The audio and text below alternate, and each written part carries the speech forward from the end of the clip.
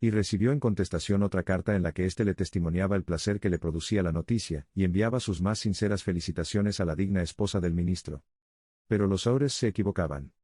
El fantasma seguía en la casa, y aunque se hallaba muy delicado, no estaba dispuesto a retirarse, sobre todo después de saber que figuraba entre los invitados el duque de Cheshire, cuyo tío, Lord Francis Stilton, apostó una vez 100 guineas con el coronel Carbury a que jugaría a los dados con el fantasma de Canterville. A la mañana siguiente se encontraron a Lord Stilton tendido sobre el suelo del salón de juego en un estado de parálisis tal, que, a pesar de la edad avanzada que alcanzó, no pudo ya nunca pronunciar más palabra que esta. 6 dobles. Esta historia era muy conocida en su tiempo, aunque, en atención a los sentimientos de las dos nobles familias, se hiciera todo lo posible por ocultarla, y existe un relato detallado de todo lo referente a ella en el tomo tercero de las memorias de Lord Tattle sobre el príncipe regente y sus amigos. Desde entonces el fantasma deseaba vehementemente probar que no había perdido su influencia sobre los Stilton, con los que además estaba emparentado, pues una prima hermana suya se casó en secondesnoces con el señor Bulkeley, del que descienden en línea directa, como todo el mundo sabe, los duques de Cheshire. Por consiguiente, hizo sus preparativos para mostrarse al joven enamorado de Virginia en su famoso papel del fraile vampiro, o el benedictino sin sangre.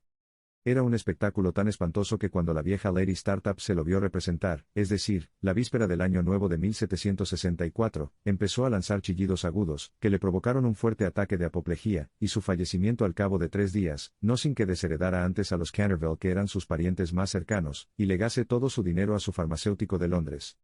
Pero, a última hora, el terror que le inspiraban los gemelos le retuvo en su habitación, y el joven duque durmió tranquilo en el gran lecho con dosel coronado de plumas del dormitorio real, soñando con Virginia. Capítulo V. Unos días después, Virginia y su adorador de cabello rizado dieron un paseo a caballo por los prados de Brockley, paseo en el que ella se desgarró su vestido de amazona al saltar un seto, y de vuelta a su casa, entró por la escalera de detrás para que no la viesen. Al pasar corriendo por delante de la puerta del salón de tapices, que estaba abierta de par en par, le pareció ver a alguien dentro. Pensó que sería la doncella de su madre, que iba con frecuencia a trabajar a esa habitación. Asomó la cabeza para encargarle que le cosiese el vestido. Pero con gran sorpresa suya quien estaba allí era el fantasma de Canterville en persona. Estaba sentado junto a la ventana contemplando las hojas doradas, que danzaban en el aire, desprendidas de los árboles amarillentos, y las hojas bermejas que bailaban locamente a lo largo de la gran avenida. Tenía la cabeza apoyada en una mano, y toda su actitud revelaba el desaliento más profundo. Realmente presentaba un aspecto tan desamparado, tan abatido que la pequeña Virginia, en vez de ceder a su primer impulso, que fue echar a correr y encerrarse en su cuarto, se sintió llena de compasión y se decidió a ir a consolarle. Tenía la muchacha un paso tan ligero y él una melancolía tan honda, que no se dio cuenta de su presencia hasta que le habló. Lo he sentido mucho por usted, dijo, pero mis hermanos regresan mañana a Eton y entonces, si se porta usted bien, nadie le atormentará. Es absurdo pedirme que me porte bien, le respondió contemplando estupefacto a la jovencita que tenía la audacia de dirigirle la palabra. Perfectamente inconcebible. Me es necesario arrastrar mis cadenas, gruñir a través de las cerraduras, y deambular en la noche. Si es a eso a lo que se refiere, le diré que todo ello es la única razón de mi existencia. Esa no es una razón para vivir molestando a la gente. En sus tiempos fue usted muy malo, ¿sabe? La señora Umney nos contó el mismo día en que llegamos, que usted mató a su esposa. Sí, lo reconozco, respondió petulante el fantasma. Pero fue un asunto de familia que a nadie le importa. Está muy mal eso de matar a alguien, replicó Virginia, que a veces adoptaba una dulce actitud puritana, heredada posiblemente de alguno de sus antepasados de la vieja Nueva Inglaterra. Oh, detesto la ramplona severidad de la ética abstracta. Mi esposa era muy poco agraciada y simplona. Nunca pudo almidonar bien mis puños, y no sabía nada de cocina.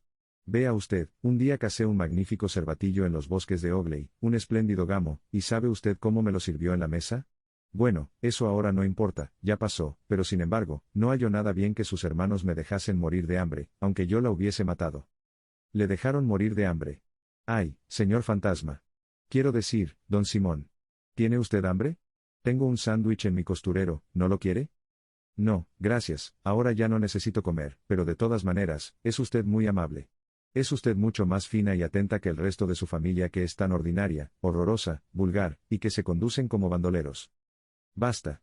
Exclamó Virginia dando con el pie en el suelo. El brutal, horrible y ordinario es usted.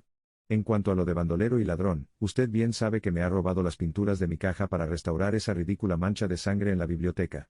Primero me robó todos los rojos, incluyendo el bermellón, y ya no pude seguir pintando las puestas de sol. Después se llevó el verde esmeralda y el amarillo cromo, y por último no me han quedado más que el azul añil y el blanco de China, de manera que solo puedo pintar escenas de claro de luna, que siempre son tristes y nada fáciles de pintar.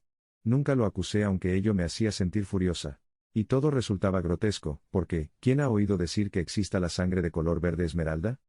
Bueno, en verdad dijo el fantasma, con cierta dulzura, ¿qué iba yo a hacer? Es dificilísimo en los tiempos actuales agenciarse sangre de verdad, y ya que su hermano empezó todo esto con su detergente Paragon, no veo por qué no iba yo a usar sus colores para defenderme. En cuanto al tono, es cuestión de gusto. Así, por ejemplo, los Canterville tienen sangre azul, la sangre más azul que existe en Inglaterra. Aunque ya sé que ustedes los americanos no hacen el menor caso de esas cosas. No sabe usted nada, y lo mejor que puede hacer es emigrar y así se desarrollará su mentalidad. Mi padre tendrá un verdadero gusto en proporcionarle un pasaje gratuito, y aunque haya derechos arancelarios elevadísimos sobre toda clase de cosas espirituosas a usted no le pondrán trabas en la aduana. Y una vez en Nueva York puede usted contar con un gran éxito. Conozco infinidad de personas que darían $100,000 por tener antepasados, y que sacrificarían mayor cantidad aún por tener un fantasma en la familia. Creo que no me gustaría América. Quizás se deba a que allí no tenemos ni ruinas ni curiosidades, dijo burlonamente Virginia. ¿Qué curiosidades ni qué ruinas? Contestó el fantasma. Tienen ustedes su marina y sus modales. Buenas noches, voy a pedir a papá que conceda a los gemelos una semana más de vacaciones. No se vaya, Miss Virginia, se lo suplico. Exclamó el fantasma. Estoy tan solo y soy tan desgraciado que no sé qué hacer. Quisiera irme a dormir y no puedo. Es inconcebible, no tiene usted más que meterse en la cama y apagar la vela. Algunas veces es dificilísimo permanecer despierto, sobre todo en una iglesia, pero, en cambio, dormir es muy sencillo, hasta los niños saben dormir admirablemente, y no son nada ilustrados. Hace 300 años que no duermo, dijo el anciano tristemente, haciendo que Virginia abriese mucho sus hermosos ojos azules llenos de asombro. Hace ya 300 años que no duermo, y me siento tan cansado. Virginia adoptó un grave continente y sus finos labios temblaron como pétalos de rosa. Se acercó y, arrodillándose al lado del fantasma, contempló su viejo rostro marchito. Pobre, pobre fantasma, murmuró, ¿y no hay ningún lugar donde pueda usted dormir? Allá lejos, pasado el pinar, respondió él en voz baja y soñadora, hay un jardincito. La hierba crece en él alta y espesa, allí pueden verse las grandes estrellas blancas de la cicuta, allí el ruiseñor canta toda la noche. Canta toda la noche, y la luna de cristal gélido deja caer su mirada, y el tejo extiende sus brazos de gigante sobre los durmientes. Los ojos de Virginia se empañaron de lágrimas y ocultó la cara entre sus manos. ¿Se refiere usted al jardín de la muerte?, murmuró. Sí, de la muerte debe ser hermosa. Descansar en la blanda tierra oscura, mientras las hierbas se balancean encima de nuestra cabeza. Y escuchar el silencio. No tener ni ayer ni mañana. Olvidarse del tiempo y los males de la vida, quedar en paz. Usted puede ayudarme, usted puede abrirme el portal de la morada de la muerte, porque el amor le acompaña a usted siempre, y el amor es más fuerte que la muerte. Virginia tembló. Un estremecimiento helado recorrió todo su ser, y durante unos instantes hubo un gran silencio. Parecíale vivir en un sueño terrible. Entonces el fantasma habló de nuevo con una voz que resonaba como los suspiros del viento. ¿Ha leído usted alguna vez la antigua profecía que hay sobre las vidrieras de la biblioteca? Oh, muchas veces. Exclamó la muchacha levantando los ojos. La conozco muy bien. Está pintada con unas curiosas letras negras y se lee con dificultad. No tiene más que estos 6 versos. Cuando una joven rubia logre hacer brotar una oración de los labios del pecador, cuando el almendro estéril dé fruto y un pequeño deje correr su llanto, entonces, toda la casa quedará tranquila, y volverá la paz a Canterville. Pero no sé lo que significan. Significan que tiene usted que llorar conmigo mis pecados, porque no tengo lágrimas, y que tiene usted que rezar conmigo por mi alma, porque no tengo fe, y entonces, si ha sido usted siempre dulce, buena y cariñosa, el ángel de la muerte se compadecerá de mí. Verá usted seres terribles en las tinieblas y voces malignas susurrarán en sus oídos, pero no podrán hacerle ningún daño, porque contra la pureza de una niña no pueden nada las potencias infernales. Virginia no contestó y el fantasma retorcióse las manos en la violencia de su desesperación, sin dejar de mirar la rubia cabeza inclinada. De pronto se irguió la joven, muy pálida, con un fulgor extraño en los ojos. No tengo miedo, dijo con voz firme, y rogaré al ángel que se apiade de usted. El fantasma, levantando de su asiento y lanzando un débil grito de alegría, tomó su mano, e inclinándose sobre ella con la gracia de los viejos tiempos, la besó. Sus dedos estaban fríos como el hielo y sus labios abrasaban como el fuego, pero Virginia no flaqueó, después la hizo atravesar la estancia sombría. Sobre el tapiz de un verde apagado estaban bordados unos pequeños cazadores. Soplaban en sus cuernos adornados con borlas, y con sus lindas manos le hacían señas de que retrocediese. Vuelve sobre tus pasos, Virginia. No sigas. Vete, vete. Gritaban. Pero el fantasma le apretaba en aquel momento la mano con más fuerza, y ella cerró los ojos para no verlos. Horribles alimañas de colas de lagarto, y de ojos saltones hacían guiños maliciosos en las esquinas de la chimenea, mientras le decían en voz baja: ten cuidado, Virginia, ten cuidado. Podríamos no volver a verte. Pero el fantasma apresuró entonces el paso y Virginia no oyó nada. Cuando llegaron al extremo de la estancia, el viejo se detuvo, murmurando unas palabras que ella no pudo comprender. Volvió Virginia a abrir los ojos y vio disiparse el muro lentamente, como una neblina, y abrirse una negra caverna. Un áspero y helado viento les azotó, sintiendo la muchacha que alguien tiraba de su vestido. Deprisa, deprisa, gritó el fantasma, o será demasiado tarde. Y en el mismo momento el muro se cerró de nuevo detrás de ellos y el salón de tapices quedó desierto. Capítulo 6. 10 minutos después sonó la campana para el té y Virginia no bajó. La señora Ores envió a uno de los criados a buscarla. No tardó en volver diciendo que no había podido encontrar a Miss Virginia por ninguna parte. Como la muchacha tenía la costumbre de ir todas las tardes al jardín a coger flores para la cena, la señora Ores no se preocupó en lo más mínimo. Pero sonaron las 6 y Virginia no aparecía. Entonces su madre se sintió seriamente intranquila, y envió a sus hijos en su busca, mientras ella y su marido recorrían todas las habitaciones de la casa. A las 6:30 volvieron los muchachos diciendo que no habían encontrado huellas de su hermana por parte alguna. Entonces se inquietaron todos extraordinariamente y nadie sabía qué hacer cuando Mr. Ores recordó de repente que pocos días antes había permitido acampar en el parque a una tribu de gitanos. Así pues, salió inmediatamente para Blackfell Hollow, acompañado de su hijo mayor y de 2 criados de la granja. El joven duque de Cheshire, completamente loco de ansiedad, rogó con insistencia a Mr. Ores que le dejase acompañarle, mas este se negó temiendo que pudiese surgir algún conflicto. Pero cuando llegó al sitio en cuestión vio que los gitanos se habían marchado, y era evidente que su partida había sido precipitada, pues el fuego ardía aún y quedaban platos sobre la hierba. Después de mandar a Washington y a los 2 hombres a registrar los alrededores, se apresuraron a regresar y envió telegramas a todos los inspectores de policía del condado, rogándoles buscasen a una joven raptada por unos vagabundos o gitanos. Luego hizo que le trajeran su caballo, y después de insistir para que su mujer y sus 3 hijos se sentaran a la mesa, partió con un caballerango por el camino de Ascot. Había recorrido 2 millas, cuando oyó un galope a su espalda. Se volvió, viendo al joven duque que llegaba en su pony, con la cara sofocada y la cabeza descubierta. Lo siento muchísimo, le dijo el joven con voz entrecortada, pero me es imposible comer miel igual tras Virginia no aparezca. Se lo ruego, no se enfade conmigo. Si nos hubiera permitido casarnos el año pasado no habría ocurrido esto nunca. No me rechaza usted, ¿verdad? No puedo ni quiero irme. El ministro no pudo menos de dirigir una sonrisa a aquel mozo guapo y atolondrado, conmovidísimo ante la abnegación que mostraba por Virginia, e inclinándose sobre su caballo, le golpeó el hombro cariñosamente y le dijo: pues bien, Cecil, ya que insistes en venir, no me queda más remedio que admitirte en mi compañía, pero, eso sí, tengo que comprarte un sombrero en Ascot. Al diablo los sombreros, lo que quiero es encontrar a Virginia, exclamó el duque riendo. Y acto seguido galoparon hasta la estación.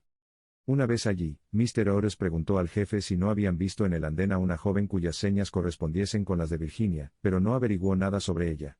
No obstante lo cual el jefe de la estación expidió telegramas a las estaciones del trayecto, ascendentes y descendentes, y le prometió ejercer una vigilancia minuciosa.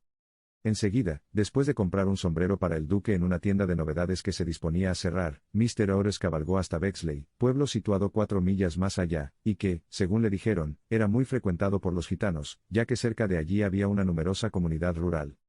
Hicieron levantarse al guarda del lugar, pero no pudieron conseguir ningún dato de él. Así es que, después de atravesar y explorar los contornos, los 2 jinetes tomaron otra vez el camino de casa, llegando a Canterville a eso de las 11, rendidos de cansancio y con el corazón desgarrado por la inquietud. Se encontraron allí con Washington y los gemelos, esperándoles a la puerta con linternas, porque la avenida estaba muy oscura. No se había descubierto la menor señal de Virginia. Los gitanos fueron alcanzados en el prado de Brockley, pero no estaba la joven entre ellos. Explicaron la prisa de su marcha diciendo que habían equivocado el día que debía celebrarse la feria de Chorton, y que el temor de llegar demasiado tarde les obligó a darse prisa. Además parecieron desconsolados por la desaparición de Virginia, pues estaban agradecidísimos a Mr. Ores por haberles permitido acampar en su parque. 4 de ellos se quedaron detrás para tomar parte, en las pesquisas. Se hizo vaciar el estanque de las carpas. Registraron la finca en todos sentidos, pero no consiguieron nada. Era evidente que Virginia estaba perdida, al menos por aquella noche, y fue con un aire de profundo abatimiento como entraron en casa Mr. Otis y los jóvenes seguidos del caballerango que llevaba de las bridas los 2 caballos y al pony. En el vestíbulo se encontraron con el grupo de los criados llenos de terror.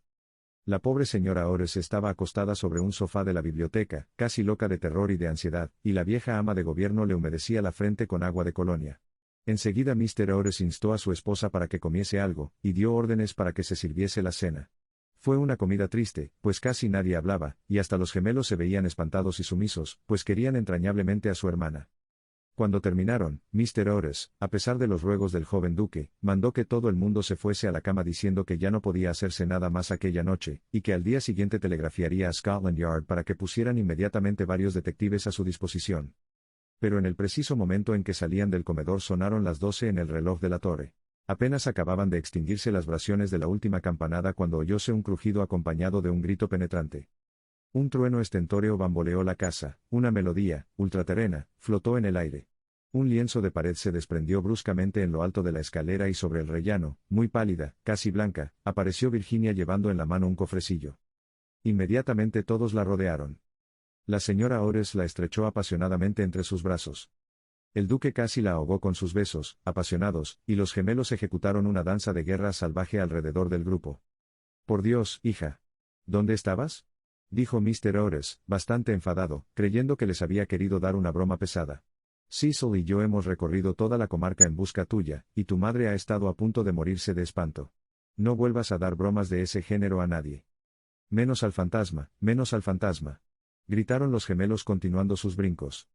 «Hija mía querida, gracias a Dios que te hemos encontrado, ya no nos volveremos a separar», murmuraba la señora Otis besando a la muchacha, toda trémula y acariciando sus cabellos de oro, que se veían despeinados. «Papá», dijo dulcemente Virginia, «estaba con el fantasma. Ha muerto ya. Es preciso que vayáis a verle. Fue muy malo, pero se ha arrepentido sinceramente de todo lo que había hecho, y antes de morir me ha dado esta caja de joyas». Toda la familia la contempló muda y asombrada, pero ella tenía un aire muy circunspecto y muy serio. Enseguida, dando media vuelta, les precedió a través del hueco de la pared, y bajaron por un corredor secreto y angosto. Washington le seguía llevando una vela encendida que cogió de la mesa. Por fin, llegaron a una gran puerta de roble con clavos recios y oxidados. Virginia la tocó, y entonces la puerta giró sobre sus goznes enormes, y se hallaron en una habitación estrecha y con bajo techo abovedado, y que tenía una ventanita enredada. Junto a una gran argolla de hierro empotrada en el muro, a la cual estaba encadenado, se veía un esqueleto, extendido cuán largo era sobre las losas. Parecía estirar sus dedos descarnados, como intentando llegar a un plato y a un cántaro, de forma antigua, colocados de tal forma que no pudiese alcanzarlos. El cántaro había estado lleno de agua indudablemente, pues tenía su interior tapizado de moho verde. Sobre el plato no quedaba más que polvo.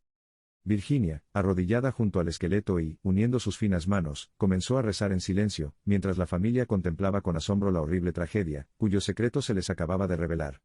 «Oigan», exclamó de pronto uno de los gemelos, que había ido a mirar por la ventanita, queriendo adivinar hacia qué lado del edificio caía aquella habitación. «Oigan.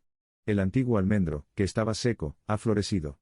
Se ven admirablemente las flores a la luz de la luna.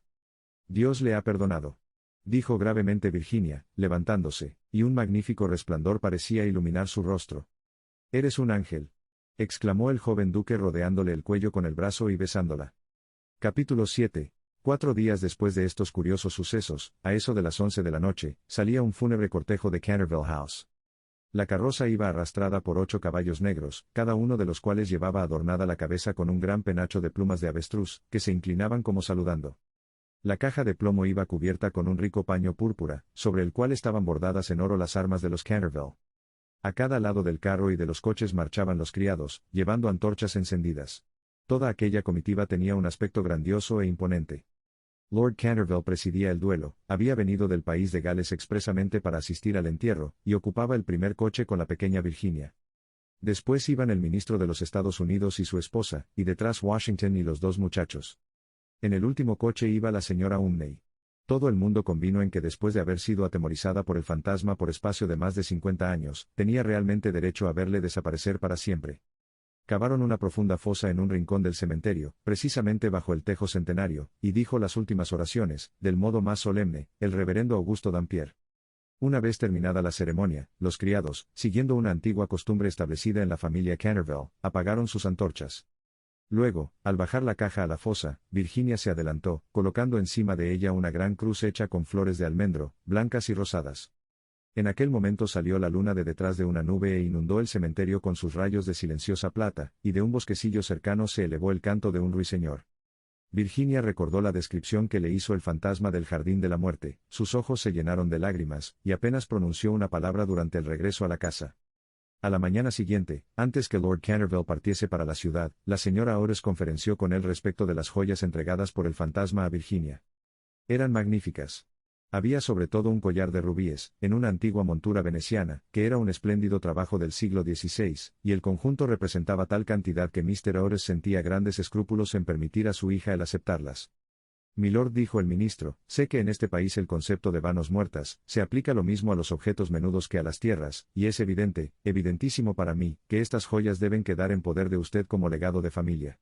Le ruego, por lo tanto, que consienta en llevárselas a Londres, considerándolas simplemente como una parte de su herencia que le fuera restituida en circunstancias extraordinarias. En cuanto a mi hija, no es más que una chiquilla, y hasta hoy, me complace decirlo, siente poco interés por esas futilezas de lujo superfluo. He sabido igualmente por la señora Ores, cuya autoridad no es despreciable en cosas de arte, dicho sea de paso, pues ha tenido la suerte de pasar varios inviernos en Boston cuando era una jovencita, que esas piedras preciosas tienen un gran valor monetario, y que si se pusieran en venta producirían una bonita suma. En estas circunstancias, Lord Canterville, reconocerá usted, indudablemente, que no puedo permitir que queden en manos de ningún miembro de mi familia. Además de que todas esas baratijas y chucherías y todos esos juguetes, por muy apropiados y necesarios que sean a la dignidad de la aristocracia británica, estarían fuera de lugar entre personas educadas de acuerdo con los severos principios, según los inmortales principios, pudiera decirse, de la sencillez republicana. Quizá me atrevería a decir que Virginia tiene gran interés en que le deja a usted la cajita que encierra esas joyas en recuerdo de las locuras y de los infortunios de su antepasado. Y como esa caja ya es muy vieja y, por consiguiente, deterioradísima, quizá encuentre usted razonable acoger favorablemente su deseo. En cuanto a mí, confieso que me sorprende grandemente ver a uno de mis hijos demostrar interés por una cosa de la Edad Media, y la única explicación que le encuentro es que Virginia nació en un barrio de Londres, a poco de regresar la señora Ores de una excursión a Atenas. Lord Canterville escuchó con gran atención y muy serio el discurso del digno ministro, atusándose de vez en cuando su bigote gris, para ocultar una sonrisa involuntaria.